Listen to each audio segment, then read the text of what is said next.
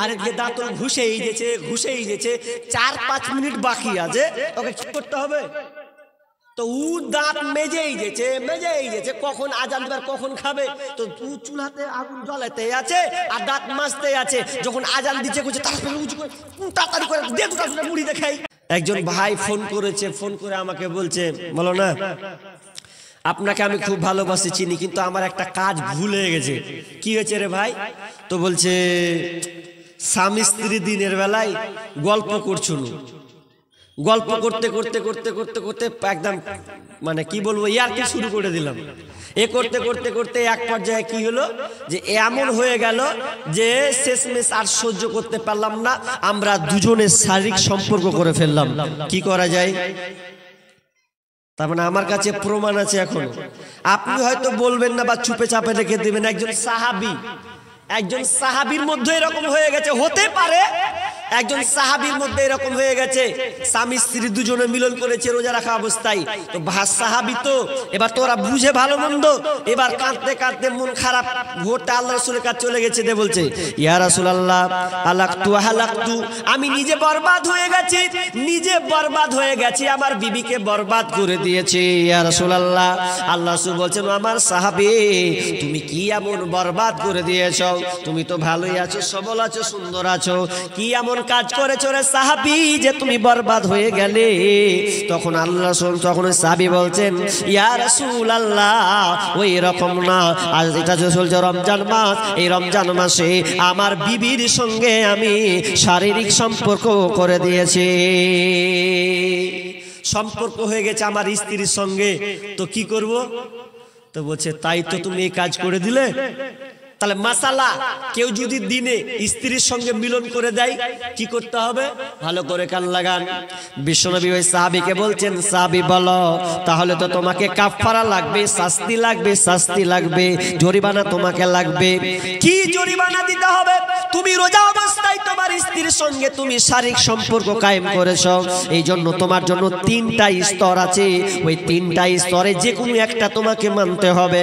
Number 1, 1 number তোমাকে গোলাম আজাদ করতে হবে। এখন তো গোলাম আজাদের সিস্টেম নাই, আছে নাই? সাহাবী নবীদের যুগে ছিল গোলাম আজাদ। তো এবার গোলাম আজাদ করতে পারবে? সাহাবী বলছে অত পয়সা নেই, পারবো না। ভুল করে দিয়েছো, পারবে না? বলছে পারবো না। এবার বলছে তুমি এটাও পারবে না, তাহলে বলো তুমি 60টা রোজা রেখে নাও। তোমাকে একটা রোজা ভঙ্গ করেছো, শারীরিক সম্পর্ক করেছো বিবির সঙ্গে, এই জন্য তোমাকে একটা নয়, এর বদলাতে এর জরিমানা হলো তোমাকে এক পর পর 10টা 20টা 30টা 40টা নয়, টানা লাগাতার তোমাকে 60টা সিয়াম রাখতে হবে। 60টা রোজা রাখতে হবে যদি স্ত্রীর সঙ্গে মিলন করেন। ও সাহাবী চোখ বড় বড় হয়ে গেছে। 60টা রোজা একটা করতে যে আকাম করে দুনার, আপনি 60টার কথা কইছেন? একটা করতে যে তো আমার ভুল কাজ, ফের লাগাতার 60টা রোজা করবো, মাথা খারাপ? এটাও তো পারবো না। তুমি এটাও পারবে না, তাহলে তুমি 1 নম্বর পারলে না, 2 নম্বর পারলে না, তাহলে লাস্ট অপশন হচ্ছে তোমাকে 60 জন মিসকিনকে খাওয়াতে হবে। 60 জন মিসকিনকে তোমাকে খাওয়াতে হবে। 60 জন মিসকিন এটাও পারবে না। ও 3টাই পারবে না, আজাদ করতে পারবে না, 60টা রোজা রাখতে পারবে না, 60টা মিসকিনকেও খাওয়াতে পারবে না। আল্লাহ বলছেন তুমি 3টাই পারবে না, তো কেমন হলো? তাহলে তোমার মাপ হচ্ছে না। তখন কিছুক্ষণ চুপ থাকার পরে কিছুক্ষণ পর একটা আপনাকে না এক আরাক ঝুড়ি খেজুর এলো। এক আরাক মানে এক চাঙ্গাড়ি, এত বড় একটা চাঙ্গাড়িতে এক ভর্তি খেজুর এলো। খেজুর এসে বলছেন ওই সাহাবী আসো, লাও, এই যে লাও, তোমাকে খেজুর দিলাম এক ঝুড়ি। এই ঝুড়িটা, এই যে এক ভর্তি ঝুড়ি খেজুর দেখছো, এই খেজুরটিকে তুমি কি করবে? তোমার গ্রামে যেগুলা গরিব অসহায় আছে তাদেরকে তুমি একটা দুইটা করে দিয়ে দেবে, তাহলে তোমার এই কাফারা ক্ষমা হয়ে যাবে, তোমার এই খাসারত তোমার মাফ হয়ে যাবে। উত্তর কি দিছেন জানেন? কইছে হামার ঠেকিন দিব না হামার নিচের গরিব গালাকে দিব? আমার মতন গরিব কোনগালা গরিবকে দিব ইয়া রাসূলুল্লাহ। তো বলছে যদি বলেন আমার নিচে, তো আমার নিচে আর একটাও গরিব নাই, আমার মতন গ্রামে গরিব একটাও নাই, আমি তিন বেলা ঠিক মতন খেতে পাই না এমন একটা সাহাবী ও দয়ার নবী গো। তো আমার নিচে যেহেতু নাই, আমি তো সবচাইতে নিচু মানের গরিব, তো আমি কাকে দিব বলে? আল্লাহ রাসূল তখন মুচকি হাসছে, কইছে তুই এটা পারিস না ওটা পারিস না, গরিবের বেলা কইছিস হাত থেকে কেউ গরিব নেই। তার কইছে যা তাহলে তোরা নিজে মুনি খেয়ে লেগে যা, বেটা বেটা লেগে যা, কি করবি? নিচে বেলে অত গরিব নেই, তো তোরা তোর পরিবারকে দিয়ে আনন্দ ফুর্তি করে যা, খেয়ে লেগে যা। জি, তার মানে এখান থেকে প্রমাণ হলো যে আপনি যদি এই খেসারত হয়ে যায়, আপনার ভুলটা হয়ে যায়, তাহলে আপনার 60 জন মিসকিনকে আপনাকে খাওয়াতে হবে, নাইলে আপনাকে 60টা রোজা রাখতে হবে। এবার কোনটা আপনি করবেন মনে করলেন, তাহলে আপনাকে সাবধান থাকতে হবে। এই জন্য বিশ্বনবী অনেক হাদিসে বলেছেন, অনেক জায়গায় বলেছেন, খবরদার যখন রোজার সময় হবে এমন নির্জনে তোমরা স্বামী স্ত্রী চলে যেও না, তোমরা থাকবে ভালো একটু সতর্ক অবলম্বন করবে। এক সময় একজন সাহাবী এসে বলছেন ইয়া রাসূলুল্লাহ বলেন তো আমার বিবিকে কি আমি চুম্বন করতে পারি কিনা, আমি রোজা আছি, এই রোজার হালাতে আমি কিস করতে পারবো কিনা? তখন আল্লাহ রাসূল বলছেন হ্যাঁ তুমি পারবে, তুমি পাবে, যাও। দিনের বেলা স্ত্রীকে চুম্বন করা যায়, তুমি পারবে, যাও। আর একজন এসে বলতে ইয়া রাসূলুল্লাহ আমারও বাড়তে বিবি আছে, যদি আমার মন চায় যে আমার বিবিকে একটু কিস করব, চুম্বন দিব, তাহলে এটা হবে? বলছে না তোমার হবে না, যাও। তো কি ব্যাপার? একজনকে বলছে যাবে, একজনকে বলছে যাবে না। বলছে ইয়া রাসূলুল্লাহ আপনি একজনকে আদেশ দিলেন, একজনকে নিষেধ করলেন কেন? তখন উত্তর এলো, আল্লাহ রাসূল বলছেন ওরে যে লোকটা আমাকে প্রশ্ন করেছিল ওই লোকটা ছিল বুড়া, বয়স্ক লোক, বলছে স্ত্রীকে চুম্মা দেওয়া যাবে কিনা? আল্লাহ রাসূল বুঝলেন এ দিলে কোনো গোলমাল হবে না, এ যদি 100 বার দেয় গোলমাল হবে না, তুমি দাও গা, তোমার জন্য জায়েজ হয়ে যাবে। কিন্তু আর একটা ছেলে দ্বিতীয় লগ্নে ইয়ং একদম যুবক টকবগে, ও যখন বলছে আল্লাহ রাসূল আমি পাবো কিনা, বলছেন না তুমি সাবধান থেকে যাও, কারণ হতে পারে এই চুম্বনের বিনিময়ে হয়ে যেতে পারে তোমাদের এমন একটা সম্পর্ক হয়ে যাবে, ভালোবাসা গভীর, তোমাদের প্রেম প্রীতি বেড়ে যেতে পারে, আর ওই সময় তুমি কন্ট্রোল করতে পারবে না, এই জন্য তুমি বিরত থাকবে। হাজি রোজা রাখবো, তাহলে আমাদেরকে অনেক নিয়ম কানুন আমাকে মেনে চলতে হবে। এবার চলেন রোজা যে রাখবো, তো রোজা রাখতে গেলে কি এমন হব? 12 ঘন্টা না খেয়ে কি লাভ আছে? জি, নামাজ পড়ছি 2 রাকাত 4 রাকাত, তো ভালো লাগছে, আল্লাহু আকবার ডাকছি, মজা আছে, সূরা ফাতিহা আছে, সূরা নাস আছে, ইখলাস ফালাক আপনি যেটা পারবেন পড়ছেন, তাও একটা তৃপ্তি আসছে যে আল্লাহকে আমি ডাকছি, নামাজ পড়ছি, এটা মজা আছে। আচ্ছা 12 ঘন্টা না খেয়ে কি মজা আছে? জি, আল্লাহ সুবহানাহু ওয়া তাআলা বলছেন লাআল্লাকুম তাত্তাকুন, ওরে আমার ইমানদার ইমানদারেরা, ও নরনারী শুনে নাও, আমি তোমাকে মুত্তাকি বানাবো, মুত্তাকি বানাবো, এই জন্য আমি এই রমজান মাসে রোজাটাকে দিলাম, যাতে করে তুমি মুত্তাকি হয়ে যাও, ইমানদার হয়ে যাও। এই জন্য আমি আল্লাহ এই রমজান মাসে রোজা নামের পেটেন্টটাকে আমি বানালাম। তুমি না খেয়ে প্রমাণ করবে, তুমি না খেয়ে সারা বিশ্ববাসীকে জানিয়ে দেবে আল্লাহর আইন কিভাবে মানা যায়, সারা বিশ্ববাসীকে মুসলমান তোমরা জানিয়ে দেবে যে রোজা রাখলে এখানে সম্প্রীতি বজায় থাকে, রোজা থাকলে আপনি কেমন থাকবেন, ইসলাম কাকে বলা হয়, এটা কিন্তু প্রমাণ হয়ে যাবে। রমজান মাস আসলে দেখবেন পরিস্থিতি ঠান্ডা হয়ে যায় না? জি, ঠান্ডা হয় না? ভালো লাগে না? কেমন একটা লাগে, মনে হচ্ছে একটা ইসলাম পেলাম, নতুন করে একটা দিন পেলাম মনে হয়। রোজা যখন রাখে একবার এক্সচেঞ্জ হয়ে যায়। মাসটা তো বরকত মাস, বলছি আপনাকে একটু ধৈর্য ধরেন, লাআল্লাকুম তাত্তাকুন ব্যাখ্যা করছি। তবে কথাটা হচ্ছে রমজান মাসে এত মজা কেন গো? জি, কি মজা আছে এতে?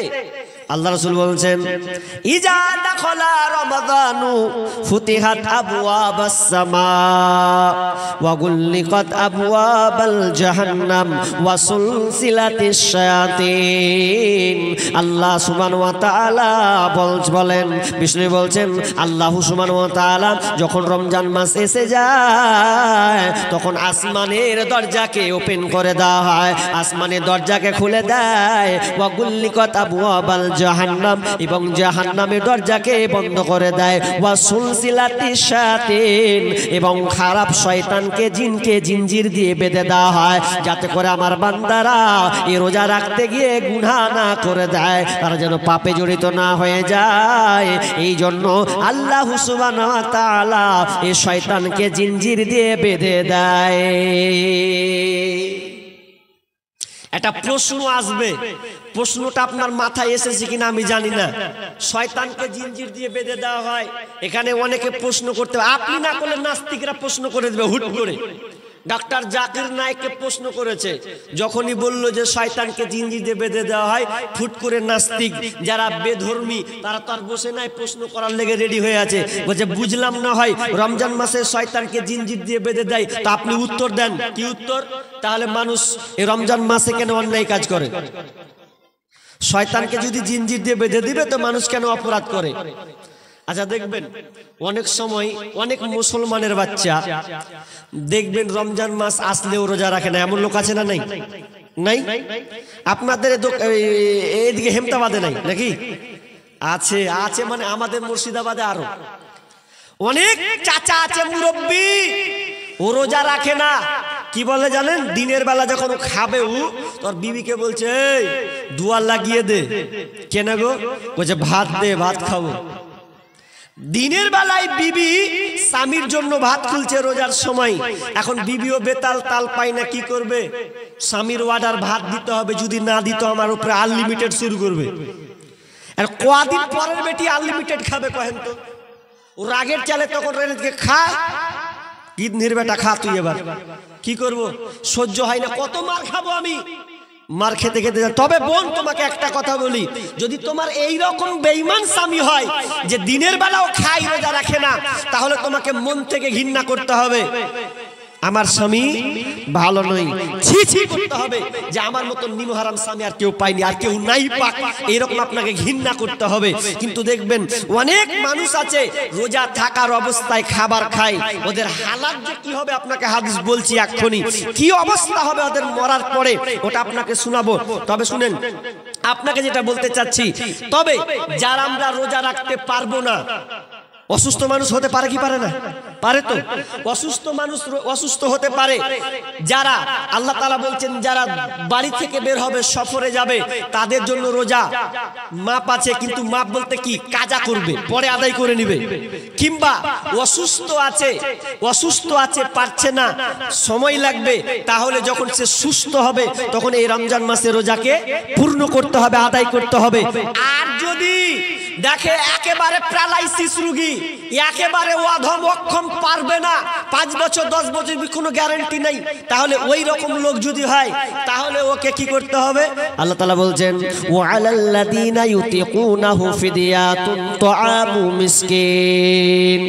রব্বুল আলামিন বলছেন যারা তোমরা রোজা রাখতে অক্ষম, রোজা রাখতে পারো না, যারা তোমরা রোজা রাখতে পারবে না, তোমরা কান লাগিয়ে শুনে নাও, যদি তুমি রোজা রাখতে না পারো তোমার অক্ষমতার কারণে, তোমার অ্যাপাসাইন্ডের ব্যথা আছে, কিংবা তোমার শরীর অচল আছে, হবে না।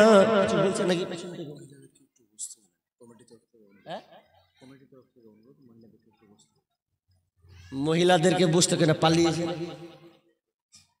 তো পালিয়েছে, পালাকে কি আছে, ওকে কমবে, যার শোনাতে শুনবে, সবাই শুনবে না। কিছু ধানের মধ্যে পাতান থাকে, ধানটি থাকবে, পাতানটি উঠতে উঠতে উঠতে চলে যাবে, এটা হচ্ছে নিয়ম। মা বোন বসেন, আপনাদের খারাপ লাগছে নাকি? জি ইনশাআল্লাহ ধৈর্য ধরতে হয়, তো কিছু নিতে গেলে ধৈর্য রাখতে হবে। অনেক ভাইটাল কথা আছে, আপনি চলে যাচ্ছেন, ইনশাআল্লাহ আপনি 1 ঘন্টা অন্তত বসেন। মা বোন আপনারা ধৈর্য সহকারে বসেন, উঠিয়েন না, আল্লাহর রাস্তায় বলছি উঠেন না। আর ভালো না লাগলে তো আমার কিছু করার নাই। জি কি বলছিলাম ভুলে গেলাম। যারা রোজা রাখতে পারবেন না তাদের জন্য আল্লাহ তাআলা বলছেন তাদেরকে কি করতে হবে? জয়টা রোজা রাখতে পারবে না, ও অক্ষম, মাসে 29টা কিংবা 30টা হলো, এই 29টা কিংবা 30টা রোজা হলো, এই রোজা রাখতে ও পারলো না বা অক্ষম আর পারবে না, তাহলে তাকে প্রতিদিন একটা মান, প্রতিদিনের মানের খাবার হিসাবে মিসকিনকে দিতে হবে। তার মানে একটা মিসকিন, আপনি দিনে কত টাকা খান? দিনে আপনার এই দিন থেকে রাত পর্যন্ত আপনি খেতে গেলে আপনি খাবেন 100 টাকা কিংবা 150 টাকা, হবে কি হবে না? খরচা হবে তো, 100 থেকে 150 টাকা খরচা হবে। তাহলে 100 থেকে 150 টাকা যদি আপনার খরচ হয়, তাহলে আপনাকে প্রতিদিন 150 টাকা যদি আপনার মান অনুযায়ী প্রতিদিন হয়, তাহলে আপনাকে মিসকিনকে কি করতে হবে?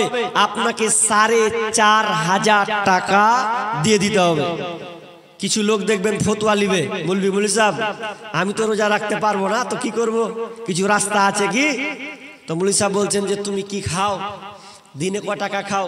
বলছে 150 টাকা তো হয়ে যায়। তাহলে হিসাব করে গণিতে করতে গেলে 4500 লাগবে, তো তুমি 4500 দিয়ে দিও। ওই মাল আবার কি ভাবছে, মাথায় চুলকাছে করে যে 4500 টাকা দিয়ে দেবো, কোন দিয়ে পাবো 4500? বলছে মৌলভী সাহেব দেখছি কাল থেকে চেষ্টা করবো, রাখবো 4500 কথা বলেছে, ওর ভেতর চুলকানি শুরু হয়ে গেছে। বলছে রাখবো দেখছি, ইনশাল্লাহ চেষ্টা না করলে হয়, চেষ্টা করতে হবে। মানে ওদিক দিয়ে বাঁচার জন্য কত ট্রাই করছে। অনেক লোক আছে রোজা আসতে গেলে পারবে না রাখতে, আর পেটে ব্যথা পানি শুরু হয়ে গেল। কত লোক যে মাথায় তেল মাখ ডাল্লাই জানে কেনে জি করছে, হবে না, পারবো না, যে কিন্তু বাহানা চলবে না। যারা বাহানা করবে রোজা রাখার ব্যাপারে ভালো করে কাল লাগান। আমার আয়াতগুলো আজকে আমার বর্ণটা বিক্ষিপ্ত হয়ে যাচ্ছে আপনাদের অধৈর্য থাকার কারণে।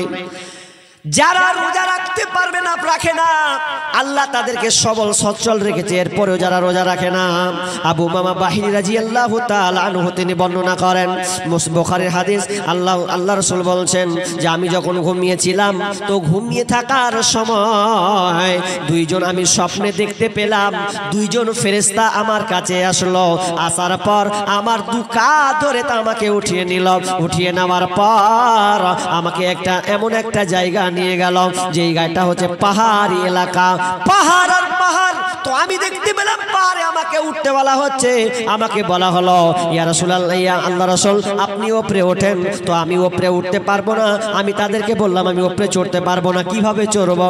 দুইজন ফেরেশতা বললেন আমরা আপনাকে সাহায্য করব, আপনি ওঠেন। তো আমি ওই উপরের দিকে উঠে গেলাম, উঠতে উঠতে উঠতে বিশাল একটা আওয়াজ শুনতে পেলাম, বিকট আওয়াজ, এত চিৎকারের আওয়াজ আমি শুনতে পেলাম, এত ভয়ঙ্কর আওয়াজ শুনতে পেলাম। আমি সঙ্গে সঙ্গে জিজ্ঞাসা করলাম, ও আমার সাথী সঙ্গীরা বলো এটা কিসের আওয়াজ, এত ভয়ঙ্কর আওয়াজটা কিসের?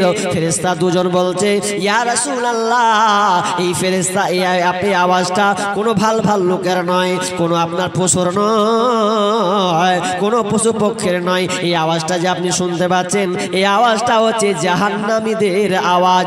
তারা জাহান্নামের শাস্তি ভোগ করতে পারছে না, জাহান্নামের শাস্তি খুব কঠিন সহ্য করতে না পেরে ওরা চিৎকার করছে। এই চিৎকারটা আপনি যে শুনতে পাচ্ছেন, এটা জাহান্নামীদের চিৎকার। যখন আর একটু সামনে গেলাম, বলছেন আর একটু সামনে চলেন। সামনে যেতে যেতে যেতে দেখতে পেলাম কিছু লোককে দেখলাম ঝুলন্ত অবস্থায় ঝুলানো আছে, পাগুলো আসমানের উপরে, মাথাগুলো নিচে, পাগুলো আসমানের দিকে ঝুলানো আছে, আসমানের দিকে করে আছে, আর মাথাগুলো মাটির নিচে ঝুলানো আছে। কেমন দৃশ্য! আর দেখতে পেলাম মুখের চেহারা ভয়ঙ্কর, যেমন মানুষ কুরবানি দিতে গেলে একটা খাসিকে যখন ডালে ঝুলিয়ে দেয়, ডালে ঝুলিয়ে দেওয়ার পর যখন দেখবেন খাসিগুলোকে কেন ঝুলা হয়, তার খালকে খেলিয়ে নেওয়ার জন্য ঝুলানো হয়। আর মুখ দিয়ে যেন কি রক্ত যেন ঝরঝর করে রক্ত ঝরছে। আমি দেখতে পেলাম ওই লোকগুলোর মাথা পাগুলো আসমানে, মুখগুলো নিচে, আর মুখ দিয়ে যেমন মুখখানটা এত বিশ্রী খারাপ, মুখ দিয়ে যেন ঝরঝর করে সাইড দিয়ে রক্ত ধরছে। আমি জিজ্ঞাসা করলাম, ও আমার সাথী সঙ্গীরা বলো এরা কারা, কিসের কারণে এদেরকে শাস্তি দেওয়া হচ্ছে? কেন শাস্তি হচ্ছে এদের? তখন সাহাবীরা বলছেন, ইয়া রাসূলুল্লাহ, এই যে লোকটাকে দেখতে পাচ্ছেন, এই লোকটা হলো যে ব্যক্তি দুনিয়াতে রোজা ফরজ ছিল, রোজা ফরজ হওয়ার পরেও সে ইফতার করার আগে সে খেয়ে ফেলতো, ইফতার করার আগে খেয়ে ফেলতো, মানে সে রোজা সে রাখতো না, আর রোজা না রাখার কারণে আজকে এরকম তার শাস্তি হচ্ছে। তার মানে যারা দুনিয়াতে রোজা রাখবে না, আপনাকে অজুহাত দিয়ে এড়িয়ে চলবে, তাদের শাস্তি এরকম, তাদেরকে উল্টানো করে ঝুলানো হবে, আর মুখ দিয়ে ঝরঝর ঝরঝর করে রক্ত বের হবে। রোজা রাখবে না, তোমার শাস্তি ওরকম করে উল্টানো ঝুলিয়ে দেওয়া হবে। এখানে শুনে আর একটা গুরুত্বপূর্ণ কথা বলি আপনাকে। কি কথা? যে আপনি আল্লাহ রাসূল কি বললেন, যখন তোমরা ইফতার করবে, ইফতার করতে গিয়ে তোমরা তাড়াতাড়ি করো। এই যে একটা গুরুত্বপূর্ণ কথা আছে, এদিকে আপনার এইদিকে আছে কিনা আপনি শুনেন তো কি বলছি আপনাকে। আল্লাহ রাসূল বলছেন, লা তাজালু উম্মতি বিখাইর মাজালুল ইফতার, আমার উম্মত তত কল্যাণের মধ্যে থাকবে যত তাড়াতাড়ি ইফতার করবে, যত তাড়াতাড়ি ইফতার করবে। তো আমরা তাড়াতাড়ি ইফতার বলতে কি বুঝি? টাইম যেমনি হবে না তার আগে খেয়ে নেবো নাকি এরকম? জি না। সমাজে কোনটা হয়? সমাজে কোনটা হয় দেখবেন, এই ইফতার করাকে নিয়ে আলেম ওলামা দুই ভাগে বিভক্ত হয়েছে। তাড়াতাড়ি বলতে যে টাইমে 2-1 মিনিট আগে খাও, কে বলছে না রাইট টাইমে খেতে হবে, 2-3 মিনিট আগে খাবে। কেন খাবে? ওটা তো আবার ইহুদিদের চালচলন হয়ে যাবে। তাড়াতাড়ি বলতে আমি যেটুকু বুঝেছি বা আলেম ওলামাকে জিজ্ঞেস করেছি, ইফতার আপনি তাড়াতাড়ি করবেন মানে দেখবেন আপনাদের এই দিকে আছে কিনা জানি না, আমার মায়েরা খুব তাড়াতাড়ি করে। কেমন তাড়াতাড়ি জানেন? তাড়াতাড়ি হচ্ছে ওদের উল্টা তাড়াতাড়ি, ওদের তাড়াতাড়ি উল্টা। ওর মেয়েকে বলবে তাড়াতাড়ি খাবার রেডি কর, ইফতারি সাজা। আর যে ভাত রান্না করছে গিন্নি বিবি, আপনার স্ত্রী ভাত রান্না করছে, তো ভাত রান্না করছে দিকে জাল দিচ্ছে, আর এদিকে দাঁতল ঘুষেই দিয়েছে 4-5 মিনিট বাকি আছে, ওকে কি করতে হবে? তো উ দাঁত মেজেই যেছে কখন আজান দিবার কখন খাবে, তো উ চুলাতে আগুন জ্বালাতে আছে আর দাঁত মাজতে আছে। যখন আজান দিচ্ছে করছে তাড়াতাড়ি করে দে দুটা মুড়ি দেখাই। এইরকম নয়। তাড়াতাড়ি কাকে বলা হয়?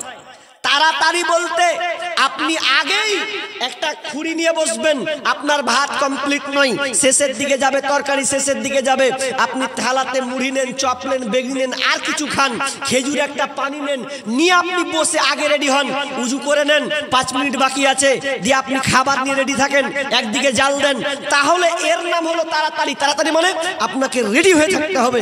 মা বোনদের যা রেডি, ওরে সুবহানাল্লাহ, ওটাকে তাড়াতাড়ি বলে না।